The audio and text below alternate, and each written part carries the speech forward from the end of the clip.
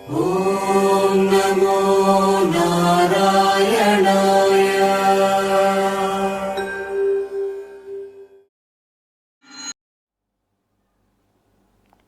గీతామృతం ప్రేక్షకులకి పునఃస్వాగతం.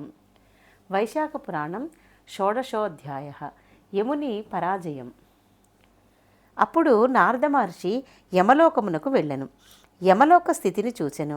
యమునితో ఇట్లనెను: యమధర్మరాజా, నీ లోకమున నరకబాధలు పడువారి రోదన ధ్వనులు వినిపించవేమి? చిత్రగుప్తుడును ప్రాణముల పాపములను లెక్కను వేయుట మాని మునివలే మౌనంగా ఉన్నాడేమి? సహజంగా బహువిధ పాపములను చేయు మానవులు నీ లోకమునకు రాకుండుటకు కారణమేమి అని ప్రశ్నించెను. యముడును దీనుడై ఇట్లనెను: నారద మహర్షి, భూలోకమున ఇక్ష్వాకు వంశము వాడైన కీర్తిమంతుడను రాజు మిక్కిలి విష్ణుభక్తుడు. అతడు ధర్మభేరిని మ్రోగించి తన ప్రజలందరినీ వైశాఖ వ్రతము అవలంబించినట్లు చేయుచున్నాడు. చేయని వారిని తీవ్రంగా శిక్షించుచున్నాడు. ఇందువలన ప్రతివారును భక్తి వలనను దండన భయము చేతను తప్పక వైశాఖ వ్రతమును ధర్మములను ఆచరించుచు చేసిన పాపములను పోగొట్టుకొని విష్ణులోకమును చేరుచున్నారు. ఇందువల్ల నరకమునకు వచ్చువారెవరనూ లేరు. ఈ కారణమున నరకమునకు వచ్చువారు లేక వైశాఖ స్నానాదుల మహిమ వలన శ్రీహరి లోకమునకే పోవుచున్నారు. ఇందువలన నేను మ్రోడైన మానువలే ఉంటిని. నాకు ఇట్టి స్థితి పోయి పూర్వపు స్థితి రావలను. అందులకై ఆ రాజుపై దండెత్తి వారిని చంపదలిచితిని. యజమాని చెప్పిన పనిని చేయక అతడి ఇచ్చు ద్రవ్యమును తీసుకొని ఊరక నుండి వాడు తప్పక నరకమును పొందును. నేనును బ్రహ్మచే యమలోకమున పాపులను విచారించి శిక్షించుటకై నియమించబడి ఇట్లు ఊరుకుండుట అది నాకు పాపమును కలిగించును. ఆ రాజును నేను చంపలేకపోయినచో బ్రహ్మ వద్దకు పోయి నేను చేయవలసింది ఏమిటి అని అడుగుదును అని యమధర్మరాజు నారదునకు చెప్పెను. నారదుడును బాగున్నదని తన దారిన పోయెను.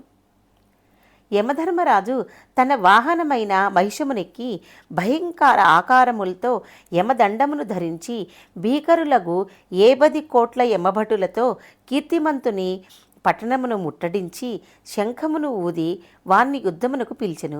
కీర్తివంతుడును వచ్చినవాడు యమధర్మరాజును తెలుసుకొని యుద్ధ సన్నద్ధుడై యమధర్మరాజును ఎదిరించెను. యమునకు కీర్తిమంతునకు మిక్కిలి భయంకరమైన యుద్ధము జరిగెను. యముని సేవకులకు మృత్యువు రోగము యమదూతలు కీర్తిమంతుని ఎదిరింపలేకపోయిరి. యముడు ప్రయోగించిన ఆయుధములన్నీ కీర్తిమంతుని ఆయుధముల ముందు శక్తిహీనములైనవి. తుదకు యముడు బ్రహ్మాస్త్రముతో అభిమంత్రించిన దండమును కీర్తిమంతునిపై ప్రయోగించెను. మిక్కిలి భయంకరమైన ఆ యమదండమును చూచి అందరూ బెదిరి హాహాకారములు చేసిరి. అప్పుడు శ్రీహరి తన భక్తుడగు కీర్తిమంతుని రక్షణకై తన సుదర్శన చక్రమును పంపెను. భయంకరమగు సుదర్శన చక్రము యమదండమును దానిలోని బ్రహ్మాస్త్రమును శక్తిహీనములుగా వించి మరలించి యమునిపైకే పంపెను. విష్ణుభక్తుడగు కీర్తిమంతుడును శ్రీహరికి నమస్కరించి ఆ చక్రమును బాగుగా స్తుతించెను. ఆ సుదర్శన చక్రము యముని విడిచి దేవతలందరూ చూచుచుండగా ఆ రాజు వద్దకు వచ్చి నిలిచెను.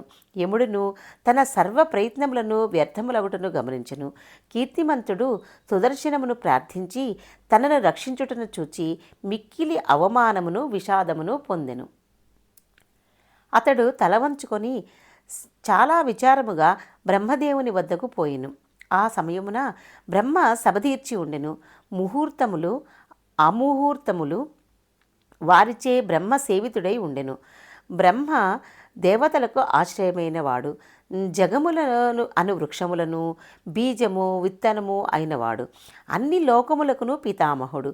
ఇట్టి బ్రహ్మను లోకపాలకులు దిక్పాలకులు రూపము కల ఇతిహాస పురాణాదులు వేదములు సముద్రములు నదీ నదములు సరోవరములు అశ్వత్థాది మహావృక్షములు వాపి కూప తటాకములు పర్వతములు అహోరాత్రములు పక్షములు మాసములు సంవత్సరములు కళలు కాష్టములు నిమేషములు ఋతువులు ఆయనములు యుగములు సంకల్ప వికల్పములు నిమిషోన్మేషములు, నక్షత్రములు, యోగములు, కరణములు, పూర్ణిమలు, అమావాస్యలు, సుఖ దుఃఖములు, భయాభయములు, లాభాలాభములు, జయాజయములు, సత్వరజోస్తమో గుణములు, శాంత మూఢ అతిమూఢ అతి ఘోరావస్థలు, వికారములు, సహజములు, వాయువులు, శ్లేష్మ వాత పిత్తములు వీనితో కొలువుదీరిన బ్రహ్మను చూచెను. ఇట్టి దేవతలున్న కొలువులోనికి యముడు సిగ్గుతో కొత్త పెండి కూతురి వలె తలదించుకొని ప్రవేశించెను.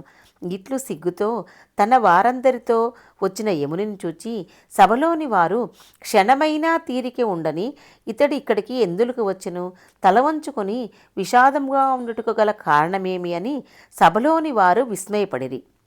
ఇతడు వచ్చిన కారణమేమి, పాప పుణ్యములను తెలుపు పత్రము కొట్టివేతలతో ఉన్నదేమి అని ఇట్లు సభలో ఉన్న భూతములు దేవతలు ఆశ్చర్యపడుచుండగా యమధర్మరాజు బ్రహ్మ పాదములపై పడి దుఃఖించుచు రక్షింపుము రక్షింపుము అని ఏడ్చెను. స్వామి, నన్ను రక్షించు, నీ ఉండగా నేను పరాభవము పొందితిని. స్వామి, నన్ను రక్షించు, నీ ఉండగా నేను పరాభవము చెందితిని. మానవుల పుణ్యపాపములు తెలుపు పటమున పాపములను నేనే వ్రాయించి నేనే కొట్టివేయవలసి వచ్చినది. నేను నిస్సహాయముగా నిర్వ్యాపారముగా చేతులు ముడుచుకొని ఉండవలసి వచ్చినది అని పలికి నిశ్చేష్టుడై ఉండెను. దీనిని చూసి సభలో గగ్గోలు బయలుదేరెను. స్థావర జంగమ ప్రాణులన్నిటినీ ఏడిపించు ఇతడే ఏడ్చుచున్నాడేమిటి? అయినను జనులను సంతాపపరచువాడు శుభమును పొందగలడా? ఈ చెడు చేసినవాడు చెడును పొందక తప్పునా అని సభలోని వారు పలు విధముగా తమలో తాము అనుకొనిరి.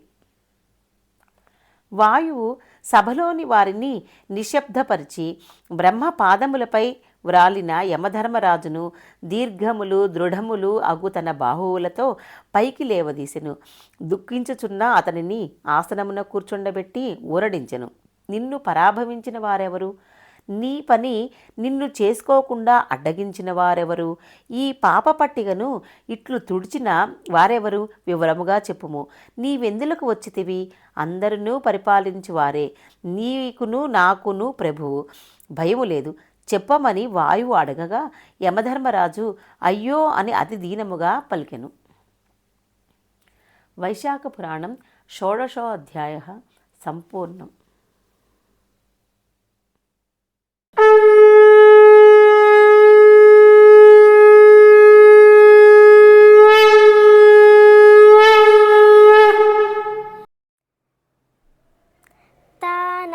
द्विषतः क्रूरान् संसारेषु नराधमान् क्षिपाम्यजस्रमशुभान् आसुरीष्वेव योनिषु